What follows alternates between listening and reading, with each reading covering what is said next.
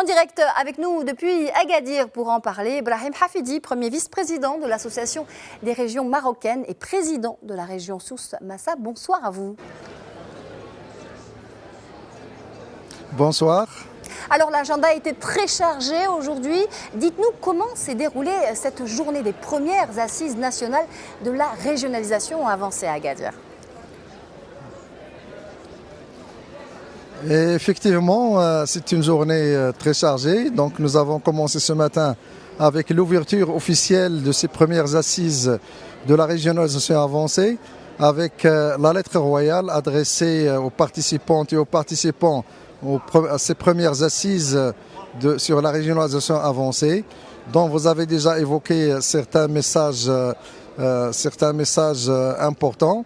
Et donc après, il y a eu la signature d'un accord d'une charte entre les différents ministères et les présidents de régions, surtout qui concerne les compétences propres et les compétences partagées des régions.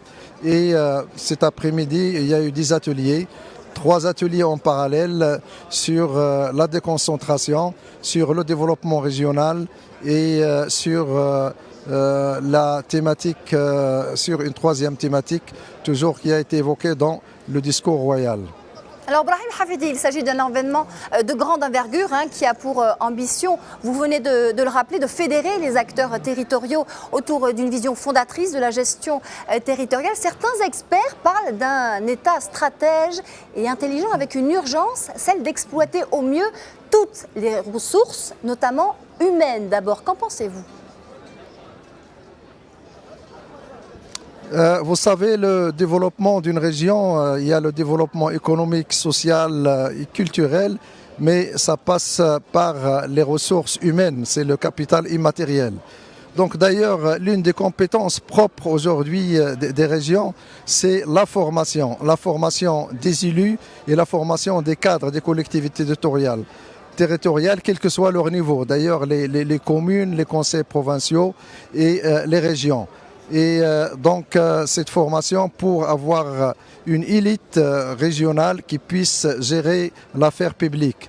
Et bien sûr, il y a également la formation toute simple, la formation universitaire, et pour avoir les ressources humaines qualifiées pour accompagner le développement et les plans de développement faits par les régions. Brahim Hafidi, merci pour votre éclairage. Je rappelle que vous êtes premier vice-président de l'Association des régions marocaines et que vous étiez en direct avec nous depuis Agadir.